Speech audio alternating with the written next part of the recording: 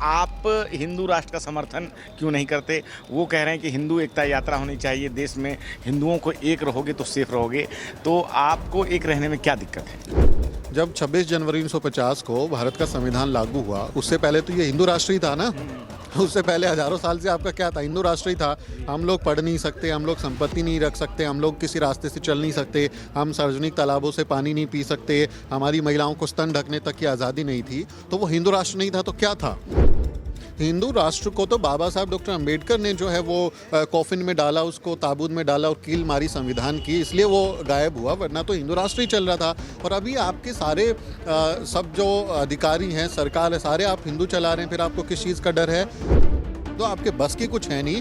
आप एक हिंदू गांव नहीं बना सकते। आपको बेटी के लिए दामाद चाहिए तो आप अपनी जाति का ढूंढोगे, आपको अपना बेटे के लिए बहू चाहिए तो अपनी जाति की ढूंढोगे। आपको हर जगह जाति देखनी है। एक तो कोई इश्तिहार में देख रहा था अखबार में, उसमें किसी को ब्लड की ज़रूरत थी, उसमें भी लिखा था कि हमको जो है वो सवर्णा डोनर चाहिए। तो आप खून आपको अपने आदमी का चाहिए, आपको किराएदार अपनी जाति का चाहिए। आप सब जगह जाति देखते हो और कहते हो कि एक हिंदू राष्ट्र बनाओगे। आप एक हिंदू मोहल्ला नहीं बना सकते। हिंदू राष्ट्र का मतलब क्या? आप अपना काम करो, मैं अपना काम करूँगा। आपका काम क्या है? राज करना, मौज करना। मेरा काम क्या है? आपका मलमूत्र उठाना, आपकी गंदगी साफ करना। प्रधानमंत्री नरेंद्र मोदी जब गुजरात के मुख्यमंत्री थे तो उन्होंने किताब लिखी थी कर्मयोगी। कर्मयोगी किताब में वो लिखते हैं कि जब कोई व्यक्ति दूसरे व्यक्ति का हाथों से मल उठाता है तो उसको तीर्थ पर जाने जैसी अनुभूति होती है। उसको स्पिरिचुअल एक एहसास होता है कि आप मल उठाओगे तो आप अपनी इच्छा से उठा रहे हो और आपको तीर्थ पे जाने जैसा अनुभव होता है। तो हम प्रधानमंत्री जी से कहते हैं आप आइए ना, हमारा उठा के देखिए। आप तीर्थ का अनुभव क्यों नहीं कर रहे? हम तो तीर्थ का अनुभव करें, आपका मलमूत्र उठा के, आपका जो है गोबर उठा के। आपको तीर्थ पे नहीं जाना क्या है? Why should we have all the fun? आपको भी ज्वाइन करना चाहिए ना। आइए और हमारे साथ ज्वाइन कीजिए। ये आपकी हिंदू मानसिकता है। आप हिंदू राष्ट्र नहीं बनाना चाहते, आप सवर्ण पुरुषों का एक राष्ट्र बनाना चाहते हैं जहां महिलाओं को कोई अधिकार नहीं होगा, जहां दलितों को, शूद्रों को, अछूत कही जाने वाली जातियों को कोई अधिकार नहीं होगा। आपकी चंद जातियां जो हैं वो राज करेंगी। जो ओबीसी अपने आप को जातियां बोलती हैं वो उनकी सेवा करेंगी, वो उनके लिए लेबर फोर्स का काम करेंगी और हम लोग उनकी गंदगी साफ करेंगे। बहुत सारे सर्वे के लिए जो है अदालतें मना कर देती है, लेकिन मस्जिद के नीचे क्या है उसके लिए जो है अदालतें मान जा रही है। जब खोदने की बात आ रही है तो थोड़ा सा गहरा खोद लो ना भाई। आपको आपकी जो बुलडोज़र है, आपकी खुदाई का जो जेसीबी मशीन है, वो थोड़ा और गहरा नहीं खोद सकती। आप ऊपर से खोद लेते हैं और कहते हैं यहाँ मंदिर है, थोड़ा सा और नीचे खोदेंगे तो बुद्ध विहार मिलेगा। आपने जहाँ खुदाई करी, आज देखिए छत्तीसगढ़ में हर जगह बुद्ध निकल के आ रहे हैं, कर्नाटक में बुद्ध निकल के आ रहे हैं, जम्मू कश्मीर में कितनी बड़ी वो मिली है, वहाँ पर बुद्ध साइट मिली है। पूरी दुनिया में एक टेक्नोलॉजी है बच्चे पैदा करने की भाई। सब माँ के गर्भ से पैदा होते हैं, एक ही रास्ते से सारी संतानें दुनिया की निकलती हैं, वहीं से पैदा होती हैं। ये भारत के विचित्र लोग ऐसे हैं कि वो मुँह से जो हैं बच्चे पैदा कर देते हैं, वो भुजाओं से बच्चे पैदा कर देते हैं। तो ये टेक्नोलॉजी आज कहाँ गई? आज आपकी वो टेक्नोलॉजी लुप्त क्यों होगी? आप फिर क्यों अभी जिनके बच्चे नहीं हो पाते हैं वो फिर IVF कराते हैं, वो डोनर्स ढूंढते हैं, वो सारी आप तकनीकों पे जा रहे हैं। तो आप मुँह से बच्चे पैदा करके दिखाइए ना। नमस्कार, आप देख रहे हैं नेशनल दस्तक। मैं हूं रंजय कुमार। आज हैं हम राजेंद्र भवन परिसर में और आज यहां जो है पहली बार डॉक्टर बाबा साहब भीमराव अंबेडकर पत्रकारिता सबाल्टर्न पुरस्कार जो है प्रथम वर्ष का दिया गया। और इसमें जो है द न्यूज़ वीक जो चलाते हैं, हमारे साथ मौजूद हैं डॉक्टर सुमित चौहान। सुमित जी, पहले तो आपका स्वागत हमारे चैनल पे। बहुत बहुत शुक्रिया आपके सभी दर्शकों को। जय भीम। और आपको प्रथम जो ये पुरस्कार मिला है पत्रकारिता के लिए, डॉक्टर बाबा साहब भीमराव अंबेडकर पत्रकारिता सबाल्टर्न के लिए, इसके लिए भी आपको अलग से जो है बहुत बहुत बधाई। और हमारे काम को कोई सराहता है तो वो हौसला मिलता है कि आप ठीक काम कर रहे हैं और मेहनत करो, तो वो हौसला मिलता है इससे। चलिए, ये तो काम और वो पुरस्कार की बात हुई, लेकिन जो देश में अभी माहौल है कि जिस तरह से हमने सुना है डिस्कवरी ऑफ इंडिया, भारत एक खोज, लेकिन अभी अगर हम देखें तो भारत खोदो योजना पे काम चल रहा है, जिसमें हम देख रहे हैं कि अभी जो है कई अजमेर में भी याचिका लगी हुई है कि 800 साल पहले जो है वहाँ एक मंदिर हुआ करता था। एक किताब है हरिविलास शारदा की, उसी किताब के आधार पे जो है याचिका स्वीकार की गई है। और संभल में भी सर्वे हुए हैं। तो बहुत सारे सर्वे के लिए जो है अदालतें मना कर देती है, लेकिन मस्जिद के नीचे क्या है उसके लिए जो है अदालतें मान जा रही है और उस पर बात चल रही है। तो मस्जिद के नीचे क्या, उस पर क्या कहना कहना चाहेंगे आप? देखिए, ये भारत खोदो योजना जो है, ये एक पॉलिटिकल कार्रवाई है, क्योंकि आप जानते हैं भारत में हिंदू मुसलमान के नाम पे नफरत भड़काओ और चुनाव जीत जाओ। अभी महाराष्ट्र में चुनाव जीत गए ना, उनका शपथ ग्रहण समारोह हुआ, तो महाराष्ट्र में आप देखो कि मराठाओं को साइडलाइन कर दिया और एक पेशवा ब्राह्मण जो है वो चीफ मिनिस्टर बन के बैठ गया। तो ये इनके तरीके हैं कि कैसे दलित, बहुजन और ओबीसी जातियों को साइडलाइन किया जाए और धर्म के नाम पर उनको उलझा के रखा जाए।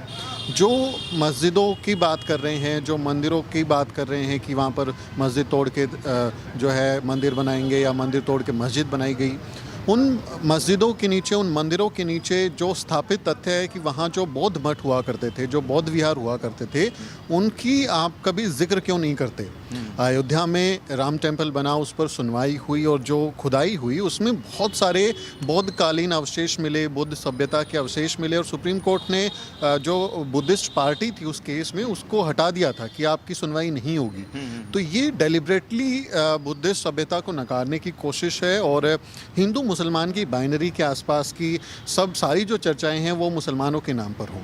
वो मुसलमानों को कभी आप जिहादी बता दीजिए, कभी उनको आप आतंकी बता दीजिए, कभी उनके बारे में किस तरह की भाषा इस्तेमाल हो रही है हमारे देश में। कितनी बुरी स्थिति है कि इस तरह की सिचुएशन हमको देखने को मिल रही है हमारे देश में। वो चाहते हैं कि ये सारी नफरत मुसलमानों के आसपास हो, जिससे इनको पॉलिटिकल फ़ायदा हो, जिससे बीजेपी को फ़ायदा हो। क्योंकि इस चुनाव में उनकी दुर्गति हुई, 240 पे सिमट गए, लेकिन महाराष्ट्र में बटेंगे तो कटेंगे, इस तरह के नारे दिए, हिंदू सारे एक हो जाओ, एक रहेंगे तो सेफ रहेंगे।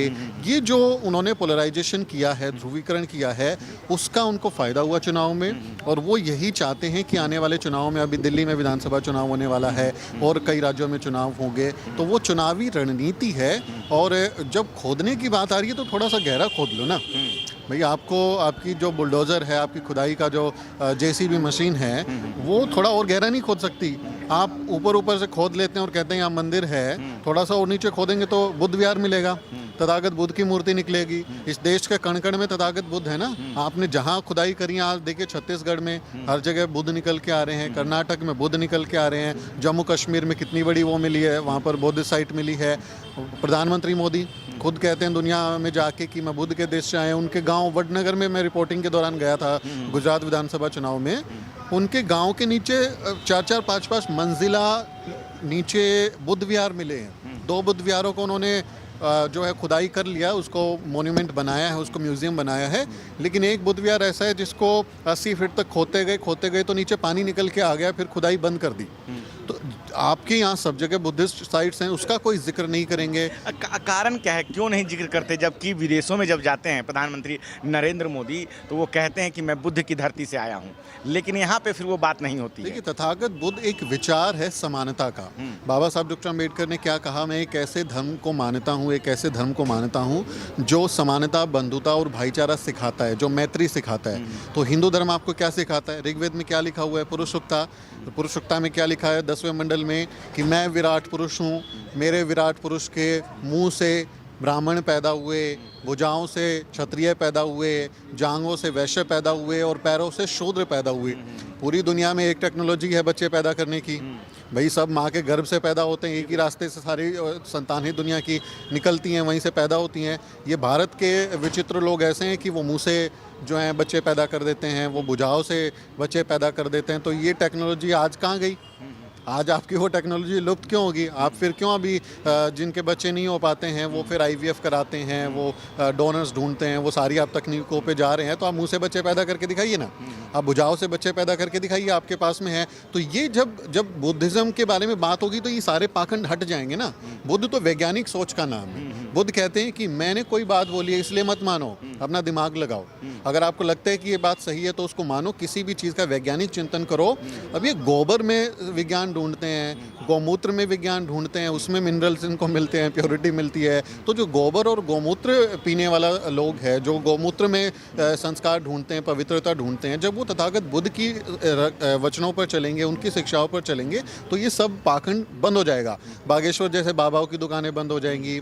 वो धीरेन्द्र शास्त्री अभी हिंदू राष्ट्र बनाने निकला है ना। हिंदू एकता यात्रा चल रही है, और एक सवाल आपसे कि आप हिंदू राष्ट्र का समर्थन क्यों नहीं करते? वो कह रहे हैं कि हिंदू एकता यात्रा होनी चाहिए, देश में हिंदुओं को एक रहोगे तो सेफ रहोगे। तो आपको एक रहने में क्या दिक्कत है? बाबा साहब डॉक्टर अंबेडकर की बात मानता हूँ मैं पाखंडियों की बात नहीं मानता, मैं देश को तोड़ने वाले देशद्रोहियों की बात नहीं मानता। मैं बाबा साहब डॉक्टर अंबेडकर की बात मानता हूँ। बाबा साहब डॉक्टर अंबेडकर अपनी किताब में थॉट्स ऑन पाकिस्तान, उसमें वो लिखते हैं कि हिंदू राज किसी भी कीमत पर रोका जाना चाहिए। बाबा साहब डॉक्टर अंबेडकर चेतावनी देते हैं पूरे देशवासियों को, कहते हैं कि अगर हिंदू राज हकीकत बनता है तो ये इस देश के लिए सबसे बड़ी त्रासदी होगी, ये सबसे बड़ा डिजास्टर होगा। हिंदू धर्म लोकतंत्र के साथ मेल नहीं खाता। हिंदू कुछ भी कहें, हिंदू भाईचारे के साथ में, समानता के साथ में, न्याय के साथ में मेल नहीं खाते, ये उसके साथ असंगत है। हिंदू राज को किसी भी कीमत पर रोका जाना चाहिए। आप बाबा साहब डॉक्टर अंबेडकर की राइटिंग एंड स्पीचेस में जाके ये कोट पढ़ लीजिए, आपको देखने को मिलेगा। तो हम बाबा साहब डॉक्टर अंबेडकर की बात मानते हैं। आज के समय में बहुत सारे जो सांसद हैं वो भी इस बात के लिए समर्थन देते हैं, क्या कहना चाहेंगे उनको? मैं जो अम्बेडकरवादी समाज के लोग हैं जो बाबा साहब को मानते हैं, वो तो कभी ऐसी बात नहीं बोलेगा। जो बाबा साहब डॉक्टर अंबेडकर की सिर्फ फोटो लगा के वोट बटोरना चाहते हैं और समाज को बेवकूफ़ बनाना चाहते हैं, वो लोग तो फिर कुछ भी बोल सकते हैं, उनका तो दीन ईमान है नहीं। आप हिंदू राष्ट्र बनाना चाहते हैं ना। जब 26 जनवरी 1950 को भारत का संविधान लागू हुआ, उससे पहले तो ये हिंदू राष्ट्र ही था ना। उससे पहले हजारों साल से आपका क्या था? हिंदू राष्ट्र ही था। हम लोग पढ़ नहीं सकते, हम लोग संपत्ति नहीं रख सकते, हम लोग किसी रास्ते से चल नहीं सकते, हम सार्वजनिक तालाबों से पानी नहीं पी सकते, हमारी महिलाओं को स्तन ढकने तक की आज़ादी नहीं थी। तो वो हिंदू राष्ट्र नहीं था तो क्या था? हिंदू राष्ट्र को तो बाबा साहब डॉक्टर अंबेडकर ने जो है वो कॉफिन में डाला, उसको ताबूत में डाला और कील मारी संविधान की, इसलिए वो गायब हुआ, वरना तो हिंदू राष्ट्र ही चल रहा था। और अभी आपके सारे सब जो अधिकारी हैं, सरकार है, सारे आप हिंदू चला रहे हैं, फिर आपको किस चीज़ का डर है? आप डर दिखाना चाहते हैं ताकि आपकी राजनीति चले। आप हिंदू राष्ट्र बनाएंगे, मेरी ये बात समझ में नहीं आती कि आप एक हिंदू गांव बना के दिखा दीजिए ना। एक ऐसा हिंदू गांव बना दीजिए जिसमें जातिवाद ना हो, जिसमें जाति भेद ना हो, जिसमें मैं दलित ना हूँ, आप सवर्ण ना हो, आप ओबीसी ना हो, आप जो है डोमिनेंट कास्ट के ना हो, और जातियों के आधार पर बंटवारा ना हो और जातियों के आधार पर शोषण ना हो। जितने अत्याचार होते हैं दलित समाज पे, बहुजन समाज पे, उन अत्याचार को आप खत्म करके दिखाइए ना। तब आपका देखेंगे, आप एक एग्जाम्पल तो सेट कीजिए कि आपका एक हिंदू गाँव ही बना के दिखा दो। आपके बस की कुछ है नहीं, आप एक हिंदू गाँव नहीं बना सकते। आपको बेटी के लिए दामाद चाहिए तो आप अपनी जाति का ढूंढोगे, आपको अपना बेटे के लिए बहू चाहिए तो अपनी जाति की ढूंढोगे। आपको हर जगह जाति देखनी है। एक तो कोई इश्तिहार में देख रहा था अखबार में, उसमें किसी को ब्लड की ज़रूरत थी, उसमें भी लिखा था कि हमको जो है वो सवर्णा डोनर चाहिए। तो आप खून आपको अपने आदमी का चाहिए, आपको किराएदार अपनी जाति का चाहिए। आप सब जगह जाति देखते हो और कहते हो कि एक हिंदू राष्ट्र बनाओगे। आप एक हिंदू मोहल्ला नहीं बना सकते। देश के गांव शहर जातियों के हिसाब से बटे हुए हैं, सब जगह बिखराव है और आप बेमतलब की बातें करते हैं। आपको दलितों को हिंदू बनाना है, बहुजनों को हिंदू बनाना है, तो आपको क्या सिर्फ वो दंगों के टाइम पर ही हिंदू नज़र आते हैं? क्या आपको वो चुनाव के टाइम पर ही हिंदू नज़र आते हैं? जब उनके साथ एट्रोसिटीज़ हो रही हैं। भारत में 2022 में एनसीआरबी का डेटा कहता है कि शेड्यूल कास्ट पे 13% का इजाफा हुआ है उनके ऊपर एट्रोसिटी का। 57,000 से ज़्यादा मामले जो हैं वो दर्ज हुए हैं एट्रोसिटीज़ के। तब आपको चिंता नहीं हुई? मंदिर में जाने पर पीटा गया। आज की मैं खबर पढ़ रहा था, कोई मंदिर में गया और उसके ऊपर पेशाब कर दिया, उसको भगा दिया वहाँ से। किसी ने घोड़ी पे चढ़ गया, उसको मार पीट के भगा दिया। तो क्या मुसलमान चढ़ रहे हैं घोड़ी पे? मंदिर में आपके मुसलमान जा रहे हैं, तब क्या क्यों मारपीट कर रहे हो? अगर वो हिंदू हैं तो उनके साथ एट्रोसिटीज़ क्यों कर रहे हो? महिलाओं के साथ एट्रोसिटी क्यों कर रहे हो? जो कि जिनको आप हिंदू कहते हो, दलित जातियों को, जो दलितों को रिजर्वेशन मिलता है, उसको क्यों गाली देते हो? तुम कोटे वाले हो, तुम मेरिट नहीं है तुम रिजर्वेशन वाले हो, तुम डिज़र्व नहीं करते, तुम्हारे में कुछ गुण नहीं है और तुम जो है फ्री का खा गए हो, तुमने हड़प लिया है, मलाई खा गई है। ये ताने हमको कौन देता है? ये ताने आप देते हैं ना। तब आपको नज़र नहीं आता कि हम लोग हिंदू हैं। तो हमारे एक रिजर्वेशन जो कि दलितों को मिलता है, जिनको आप हिंदू कहते हैं, उन्हीं को मिलता है। तो एक हिंदू दूसरे हिंदू को मिलने वाले आरक्षण का विरोध क्यों करता है? तब आपकी वो हिंदू एकता कहाँ चली जाती है? जब गाँव में हुक्का पानी बंद कर दिया जाता है, एट्रोसिटीज़ की जाती है, तब आपकी हिंदू एकता कहाँ चली जाती है? यहाँ आपको शमशान घाट में साथ में नहीं दफनाने दिया जाता। गुजरात में इलेक्शन के दौरान मैं खुद रिपोर्टिंग के लिए गया हूँ। होडा नाम का गांव है, आप इंटरनेट पे सर्च कर लिए। दलित समाज के, वाल्मीकि समाज के लोगों को अपने जो शव हैं वो जलाने की इजाज़त नहीं है। सरकारी जो वहाँ पे शमशान बना हुआ है जिसमें गांव के लोग पूरे क्रिमेट करते हैं, लेकिन दलितों को अलाउड नहीं है, एंट्री अलाउड नहीं है। और ऐसे बहुत सारी जगह है कि जहाँ पर दलितों को एंट्री नहीं दी जाती है शमशान घाट में। तमिलनाडु में आपने देखा होगा, रास्ता बंद कर दिया था तो फ्लाईओवर से उन्होंने रस्सी से शव को बांध के नीचे उतारा और फिर दाह संस्कार किया। राजस्थान में हमारी जो दलित महिला थी उसका शव ज़मीन में दफन कर दिया था, उसको खुदवा के निकाल के भगा दिया कि दलित का यहाँ पे नहीं कर सकते तुम। तो किस हिंदू एकता की बात कर रहे हो, किस खोखली बातों की बात कर रहे हो? आपको लगता है कि ये दलित बहुजन समाज जो है आपकी बातों में आ जाएगा?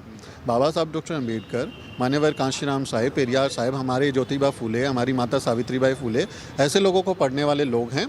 हम उनके विचारों पर चलेंगे और उन्होंने बोला है कि हिंदू राष्ट्र भलाई का नहीं है। हिंदू राष्ट्र का मतलब क्या? आप अपना काम करो, मैं अपना काम करूंगा। आपका काम क्या है? राज करना, मौज करना। मेरा काम क्या है? आपका मलमूत्र उठाना, आपकी गंदगी साफ करना, है ना। प्रधानमंत्री नरेंद्र मोदी जब गुजरात के मुख्यमंत्री थे तो उन्होंने किताब लिखी थी कर्मयोगी। कर्मयोगी किताब में वो लिखते हैं कि जब कोई व्यक्ति दूसरे व्यक्ति का हाथों से मल उठाता है तो उसको तीर्थ पर जाने जैसी अनुभूति होती है, उसको स्पिरिचुअल एक एहसास होता है कि आप मल उठाओगे तो आप अपनी इच्छा से उठा रहे हो और आपको तीर्थ पे जाने जैसा अनुभव होता है। तो हम प्रधानमंत्री जी से कहते हैं आप आइए ना, हमारा उठा के देखिए। आप तीर्थ का अनुभव क्यों नहीं कर रहे? हम तो तीर्थ का अनुभव करें, आपका मलमूत्र उठा के, आपका जो है गोबर उठा के। आपको तीर्थ पे नहीं जाना क्या है? Why should we have all the fun? आपको भी ज्वाइन करना चाहिए ना। आइए और हमारे साथ ज्वाइन कीजिए। ये आपकी हिंदू मानसिकता है, ये आप हिंदू राष्ट्र नहीं बनाना चाहते, आप सवर्ण पुरुषों का एक राष्ट्र बनाना चाहते हैं जहां महिलाओं को कोई अधिकार नहीं होगा, जहां दलितों को, शूद्रों को, अछूत कही जाने वाली जातियों को कोई अधिकार नहीं होगा। आपकी चंद जातियाँ जो हैं वो राज करेंगी, जो ओबीसी अपने आप को जातियाँ बोलती हैं वो उनकी सेवा करेंगी, वो उनके लिए लेबर फोर्स का काम करेंगी और हम लोग उनकी गंदगी साफ करेंगे। तो ऐसा हिंदू राष्ट्र हमें किसी कीमत पर मंजूर नहीं है। बाबा साहब डॉक्टर अम्बेडकर बोल के गए हैं किसी भी कीमत पर रोका जाना चाहिए। और ये करते नहीं अपना ड्रामा। 2024 में कितना नारा भरा था, 2024 में आते ही हिंदू राष्ट्र बना देंगे, हिंदू राष्ट्र संविधान को बदल देंगे, ये कर देंगे, वो कर देंगे। सिमट गए ना। अब बैसाखी पे सरकार चल रही है ना, तो बना के दिखाओ हिंदू राष्ट्र। जिस दिन आप दिखाओगे ये देश की जनता, दलित बहुजन समाज आपको उसका जवाब भी देगा। अच्छा, अभी हमने बातचीत में आपने कहा कि एनसीआरबी के आंकड़े आप देख लीजिए, तो बहुत सारे लोग जो है वो ग्राउंड पे कहते हैं कि उसमें से बहुत सारे जो आंकड़े हैं वो फॉल्स होते हैं, बाद में जो है वो मुकदमे वापस भी हो जाते हैं, कई लोग उसमें समझौता कर लेते हैं। तो कुछ उसमें जो इस तरह की जो बात होती है, दो पड़ोसी होते हैं, एक सवर्ण है, मान लीजिए एक जो है एससी समुदाय से कुछ बात हुई, लड़ाई हो गई, तो उन्होंने फिर बाद में उसको एट्रोसिटी में बदल देते हैं, उसको मुकदमा, वो जातीय वाला मुकदमा लगा देते हैं। इस पे क्या कहना चाहेंगे? मैं इस पे एक उदाहरण दूंगा। हरियाणा का मिर्चपुर का कांड है 2010 का, आपको याद होगा, जहां वाल्मीकि जाति में एक मोहल्ले में कुत्ता भौंका था जाटों के लड़कों पे और उसके बाद वो इतने इंसावड़की की 2 लोगों की मौत हुई, उनको जिंदा जला दिया गया, बाप बेटी को, और उसके बाद पूरे मोहल्ले को जला दिया गया। और पूरा 250 गाँव का जो परिवार थे वाल्मीकि समाज के, उसमें से सिर्फ 40 परिवार उस गाँव में बचे, बाकी सब पलायन कर गए। मिर्चपुर गाँव बहुत कुख्यात और चर्चित कांड है। अब मैं हरियाणा विधानसभा चुनाव के दौरान मैं उस गांव में गया। अब उस गांव में 40 दलित परिवार बचे हैं वाल्मीकि जाति के। उनके पास, किसी के पास खेती नहीं है, किसी के भी पास सरकारी नौकरी नहीं है और वहाँ कोई इंडस्ट्रीज़ नहीं है कि वहाँ फैक्ट्री में काम किया जा सके। वो सारे के सारे जो दलित परिवार हैं वो उन्हीं जाटों के खेतों में काम करने को मजबूर हैं जिन पर जातिवाद करने का आरोप है। तो लोगों से हमने जब बात की तो उनका कहना था कि हम कुछ कर नहीं सकते, हमारे पास कुछ पैसा नहीं है, हमारे पास कुछ काम धंधा नहीं है, तो हमें इन्हीं के खेतों में जाके काम करना पड़ता है। अब आप मुझे उस सिचुएशन को बताइए कि जिसके घर में खाने को नहीं है, जिसके घर में कोई सुविधा नहीं है, कोई बीमार है और कोई व्यक्ति उसको बोले कि मैं तुझे तभी काम दूंगा, मैं तुझे तभी अन्न दूंगा, तभी खाना दूंगा जब तू ये केस वापस लेगा।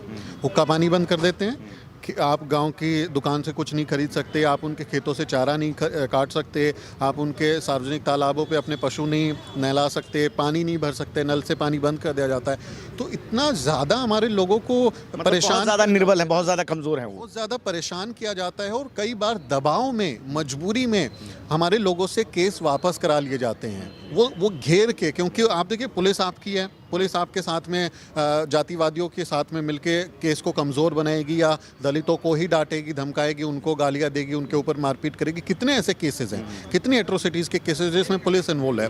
पंचायत बैठ जाएगी, वो आपको धमकाएगी कि गांव में रहना है। तो हरियाणा के जींद ज़िले में छात्र नाम का गाँव है, मंदिर के लाउड स्पीकर से अनाउंसमेंट किया गया, उनके ऊपर डिस्क्रिमिनेशन हुआ, एट्रोसिटीज़ हुई, पानी भरने को लेके उन्होंने विरोध किया तो पूरी पंचायत ने लाउड स्पीकर से ऐलान किया कि इनका हुक्का पानी बंद किया जाता है, जो इनसे बात करेगा उस पर पैसे का फाइन लगेगा। तो ऐसा जब माहौल बनाओगे तो कुछ लोग हमारे टूट जाते हैं और कुछ लोग हमारे जो उसमें हो सकता है वो डर के मारे, धमकी के मारे, मजबूरी के मारे कुछ केसेस को वापस ले लें तो ये कह देते हैं फॉल्स हैं। पुलिस इस तरह के केसेस में ऐसी धाराएं लगाती है जो कॉम्प्रोमाइज़ हो जाती है, सख्त धाराएं नहीं लगाती है। SC/ST एट्रोसिटीज़ प्रिवेंशन एक्ट है, उसकी सख्त धाराएं नहीं लगाएगी और कई बार वो सबूत नहीं जुटाएगी। अब जैसे आप देखेंगे हाथरस के केस में यूपी पुलिस ने तो कह दिया था कि रेप हुआ ही नहीं। पुलिस ने जब ये केस दर्ज किया तो पुलिस ने बोल दिया था कि ये तो रेप हुआ ही नहीं, ये तो एट्रोसिटी नहीं है। कुछ लोगों ने बोल दिया था कि माँ और भाई ने ही मारा है लड़की को। लेकिन जब CBI इंक्वायरी हुई, CBI जांच हुई तो उम्र कैद हुई ना मुख्य आरोपी को, उम्र कैद हुई ना। तो आप एक पक्ष को किस तरह से पेश करते हैं और कैसे सबूतों के साथ छेड़छाड़ करते हैं, केस को कमज़ोर करते हैं, उस चीज़ को समझने की ज़रूरत है। दलित बहुजन समाज अपने केस किसी तरह चौखट तक ले जा पा रहा है। ये तो 57,000 वो केस हैं जो चौखट पे पहुँचे हैं थाने की। कितने केस तो कभी गए ही नहीं, उनका तो निपटारा वो पंचायत में, गली मोहल्ले में ही उनको दबाव डाल के वो निपटा दिए गए होंगे।